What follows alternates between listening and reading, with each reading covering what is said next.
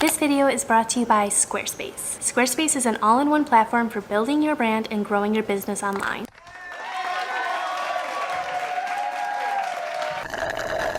Hello everyone and welcome back to my channel, or if you're new here, my name's Alexa Red.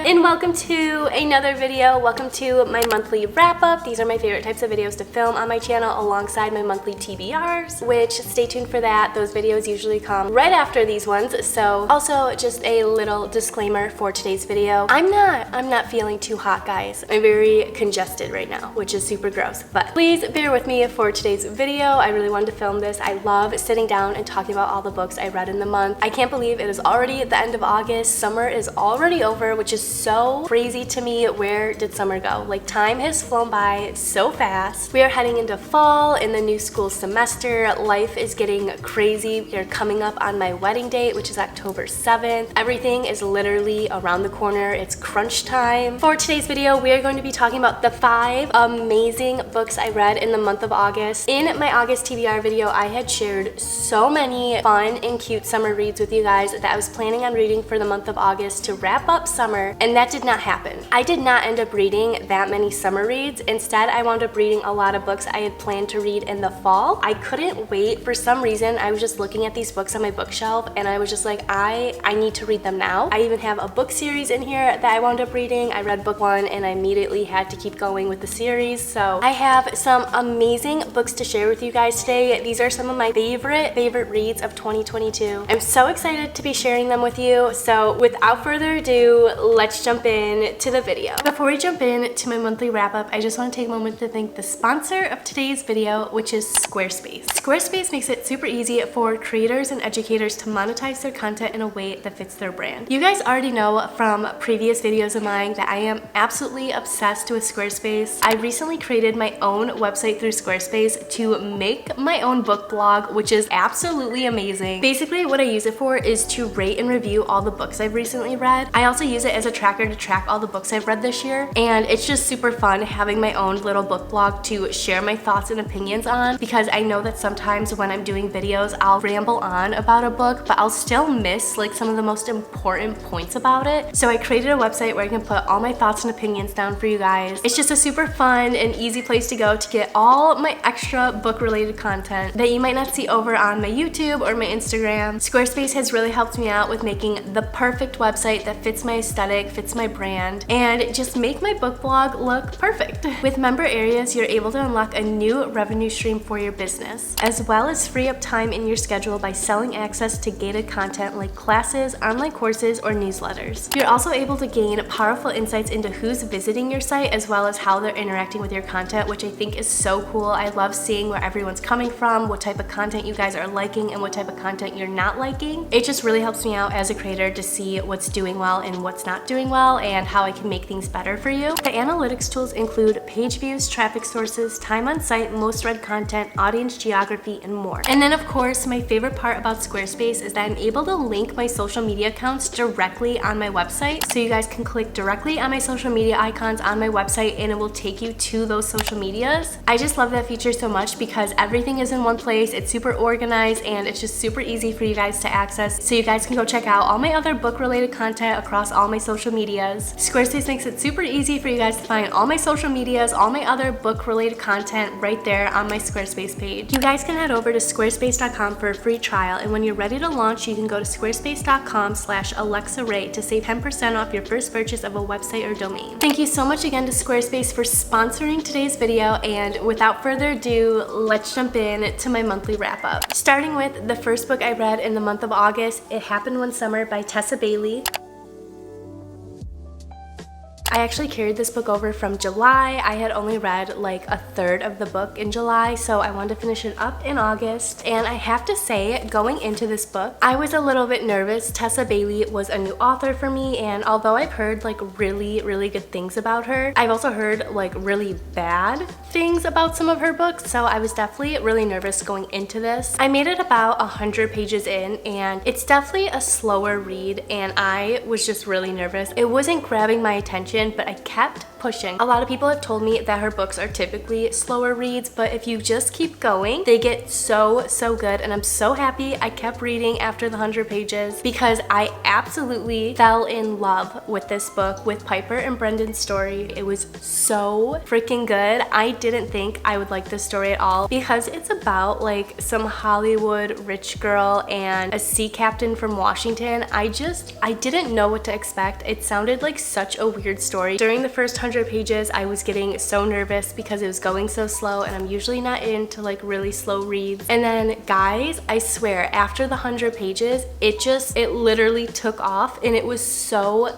freaking good. It was so worth it to keep going. I would definitely say this is like a grumpy meets sunshine type of trope, and even like a little hint of enemies to lovers when Piper moves to Washington. Brendan doesn't like necessarily like her right off the bat. He kind of judges her from her appearance and where she's from. It's just really weird, intense in the beginning. Piper is like a super rich, wild child from Hollywood. Her stepfather is like a Hollywood director or something. Piper is just used to doing whatever she wants whenever she wants. She's never really had to do or work for anything in her life, so she's definitely a bit of a wild child, to say the least. And eventually enough becomes enough. Her stepfather ends up kicking her out of the house and sending her to Washington to kind of teach her a lesson, kind of teach her to do things on her own, do things for herself. So Piper moves to Washington for about 3 months, and in those 3 months she learns a lot about her family history, her father. You think that she just comes from this really rich luxury lifestyle, but she actually has like this whole family history behind her in Washington, and it's really cool. So Piper moves to Washington and her sister Hannah goes with her, and there they begin to meet locals and start to help out around town. They even start to renovate and like basically redo this bar in town to show locals and their stepfather that they can do things on their own. Of course, because they are in a small town, they see these locals literally everywhere they go, and the bar that they are renovating is like the local bar that everyone goes to, all the fishermen go to. Eventually, Brendan winds up helping Piper and her sister renovate the bar himself, and he's just helping her out with like little things around town. Vice versa, Piper finds herself helping him out with things around town. Basically, it's just them bumping into each other over and over again, and them slowly becoming closer, and just like all this really cute stuff happens. I think the character development in the story is probably my favorite. Piper's character changes so much throughout the story. Her character just grows so much, and she really turns into this amazing, beautiful person. This book was just a really cute summer read. I really enjoyed it. It wasn't like the craziest plot twist or anything crazy like that. It was just overall a really sweet and cute read. I really enjoyed it. This is definitely a 5-star read for me. I highly recommend it, especially as a summer read. It was so freaking cute. So after reading It Happened One Summer, I was thinking of picking up the second book in the series, but there was just a book on my shelf that I kept looking at for months, and I wanted to read it for so long. I couldn't help myself. So I decided to pick up book 1 in the off-campus series, The Deal by L. Kennedy.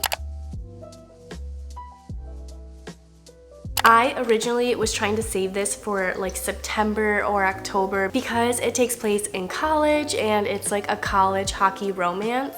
I was really trying to save it for like when I started school, but I couldn't help myself. I just really wanted to start it. This is one of the most highly requested books as well as series on my channel. So many of you have raved about this entire series. So many of you have said it's like the best romance, the best book boyfriend is Garrett Graham. So I decided to give it a try. I literally read this book in like a day. I could not put this down. I was absolutely freaking obsessed with this. I thought it was so fun and fitting too because I would literally take this to Chris's hockey games and read it, and the whole vibe and aesthetic was just totally on point. It was absolutely perfect. This book, guys, this book literally one of my favorite reads of 2022 for sure. I cannot freaking wait to read the rest of the series this fall. This tells the story of Hannah Wells and Garrett Graham. Basically, Garrett Graham is like the captain of his college hockey team, and he just has like a lot of pressure on him. His dad's like a famous NHL player, and so many people just like expect him to be the very best. Unfortunately for Garrett, he is like failing a class. In order to stay on the team, he has to be in good standing in all his classes. So he's failing this one class that Hannah Wells happens to be in with him, and she was like the only person in the class that got 100 on their paper. So Garrett asked Hannah to basically tutor him and help him pass the class so he can stay on the hockey team. Hannah right off the bat is like, no way, I'm not tutoring you. I want nothing to do with you. I know your type and I just don't have time for you. So, and she basically just assumes that because he's like a college athlete and like one of the best ones, he just wouldn't take it seriously. And she didn't want to waste her time like tutoring him if he wasn't going to take it seriously. After a few days of Garrett trying to convince Hannah to tutor him, she finally agrees. Honestly, one of my favorite parts of the book is him trying to convince Hannah to tutor him. It's pretty cute. That's honestly when things start to just get totally wild. They come up with this agreement that if Hannah agrees to tutor Garrett, he will help her get this boy she really likes on the football team. So that's how she ends up agreeing to tutor Garrett. They start their tutoring sessions and things are going well. Eventually Garrett starts trying to help her like get this football player and everything seems to be going well, but obviously we already know what's gonna happen in this. They definitely start to grow closer. They start to catch feelings. Again, I would definitely say there's like a little hint of enemies to lovers in this because Hannah and Garrett definitely like tease each other and go at each other sometimes. We also briefly meet the other hockey players in this book that are part of the other books in the series, which is really cool. So many people are obsessed with the scene where Garrett basically puts like a campus-wide ban on asking Hannah out, and this is like a little bit deeper into the story once he like realizes he has feelings for her and he doesn't want anyone to like ask her out or date her because like he wants to date her. It's such a popular scene that people talk about on TikTok and Instagram, and honestly reading it in the book was so amazing and epic. I was obsessed with that scene so much, and honestly there's just so many other scenes in this book that are like that just had me absolutely obsessed and in love with Garrett Graham. This was a 5-star read for me, one of my favorite reads of 2022. There are 4 more books in the series and they follow like the romances of the other hockey boys. I'm really excited to read about them. And then there is a spin-off series which is Briar U. I don't have those books yet, but I am definitely going to get them because so many people rave about them and say they are just as good as this. This is the perfect read if you are back to school. I could not recommend this enough. The last 3 books that I read in the month of August are all part of a book series, and if you guys follow me on Instagram, you probably already know what I'm about to show you. I am obsessed with this book series. It's literally all I've been talking about for the past few weeks, and it is none other than the Twisted Love series by Anna Hong. I am absolutely obsessed with this series. I read the first 3 books in the month of August. I do have book 4 and I am hoping to read it in the month of September. I am absolutely obsessed with this series, guys. Like the chokehold it has on me right now. Going into this book series, I really had no idea how obsessed I would be with it. I thought I would really like it, but I didn't realize I would be like this obsessed and in love with it. I have literally had book 1 since like February or March of this year, and when I read this month, I was so upset that I didn't read it sooner because I was so freaking in love and obsessed with it. The characters in these books are just, you just love every single character. Like there's not one character that you dislike. Like I love every single character in these books. I love every single couple. I can't even pick like a favorite couple, although a lot of people tell me that book 4 is like their favorite book and their favorite couple is Christian and Stella. So we'll see what happens when I get to that book. But these first 3 books were absolutely freaking amazing. I'm obsessed. I love them. I've literally been recommending them to everyone I know lately. The first book in the series is Twisted Love. This tells the story of Ava and Alex.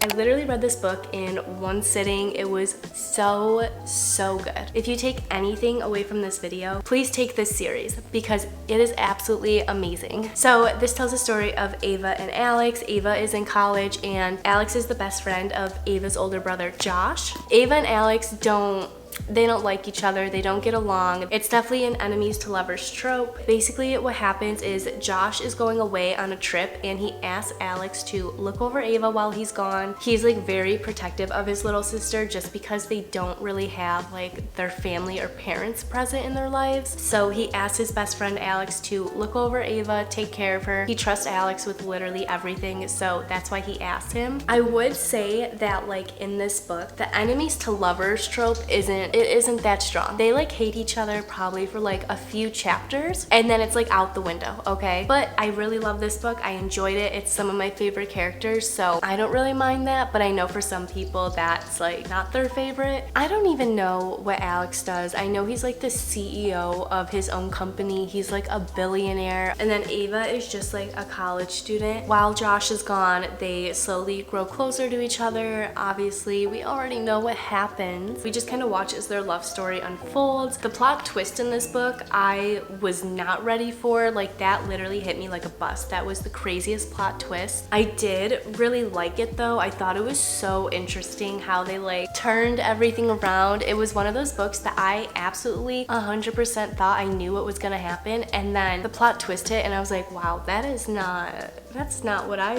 thought was gonna happen. So this book was absolutely amazing. Her brother's best friend, her neighbor, her savior, and her downfall. This was an amazing book, an enemies to lovers trope. I love it so much. I really do love Alex Volkov as like a book boyfriend. I thought he was absolutely amazing and perfect. He's just like so overprotective of Ava, and I love that when it comes to books. So immediately after finishing this, I picked up book 2, which is Twisted Games. This tells the story of Ava's best friend Bridget, who is a real life princess of like her own country. Basically what happens in this, it's another enemies to lovers trope, which you already know. That is my favorite reading trope. I feel like we already knew I was gonna be obsessed with all these books because they're all enemies to lover tropes. This is another enemies to lovers trope, and it's between Bridget and her bodyguard. Basically Bridget gets a new bodyguard because her old one is like taking leave because he's having a baby and stuff like that. So she gets a new bodyguard, and immediately right off the bat, her and this bodyguard do not vibe well. They do not get along. Bridget does not want to listen to all his like orders and stuff. He's just trying to like keep her safe and protect her, but she thinks it's like too much and too overbearing. For the first half of the book, we just kind of watch them like bicker and go back and forth, and then in the second half of the book, it's them trying to figure out how they can be together, because obviously we already know they fall in love, they want to be together, but because he's like her bodyguard and he's not of royal blood, he can't actually be with Bridget. Like according to their laws, like a royal can't be with someone who's not a royal. So that is like the big bump in the road that they're trying to figure out. Again, it's an enemies to lovers, it's a grumpy meets sunshine, it's a forbidden love. It's like the same exact vibe in both of these books. These were both absolutely amazing. I really enjoyed this book. This one has a special place in my heart because it's book 1 and it got me hooked on the series. I'll like always be obsessed with this one, but I did really love this one. There was just so much more to it. I feel like we just had so much more time with the characters, and I absolutely loved that. And then going on from this one, we have the third book, which is Twisted Hate. This actually tells the story of Ava's older brother Josh and her best friend Jules. This is another enemies to lovers, but this is probably like the best enemies to lovers so far, just because like Jules and Josh literally hate each other, okay? Like reading this book, you can just tell that these characters do not like each other. They want nothing to do with each other. I did think that about book 2, but then when I read book 3, I was like, oh, these characters really hate each other. So Josh and Jules absolutely hate each other. They absolutely despise each other. Josh is like a medical student. He's studying to be a doctor. Jules is studying to be a lawyer, and Josh has just always looked at Jules like she's like a bad influence on his little sister. That's why he doesn't like her. And Jules has always looked at Josh like he's just her best friend's older brother who doesn't like her. They wound up working side by side though at a clinic together. There's just like a bunch of like random little scenes and events that take place in this book that kind of force these characters together. together, and I absolutely freaking loved it. I loved how their relationship kind of unfolded and grew throughout the entire story. Obviously, secrets come out throughout the entire book, and we find out why both of them really don't like each other. So this is a book, though, I am taking into the month of September. I am only 300 pages in. I'm on chapter 38. I only have like a little chunk left, but I started school a few days ago, so I haven't had time to like finish this up. I have not yet hit like the big plot twist of this book yet, which so many of you have told me is wild and insane. I do not know what to expect yet. I'm actually like pretty nervous about it. So far though, I really do love this book and I love the characters. We do get like a little glimpse of Christian and Stella's relationship. Basically, Jules and Stella are living together in this book, and they wind up finding a new apartment, and that apartment just so happens to be owned by Christian Harper, who also lives in the building. You kind of already get an idea of how Christian and Stella come together in book 4, which I am so excited to read. But Twisted Hay is amazing so far. I already know it's gonna be a 5-star read, honestly. Like, all of these books are so freaking good. I'm so obsessed with all of them.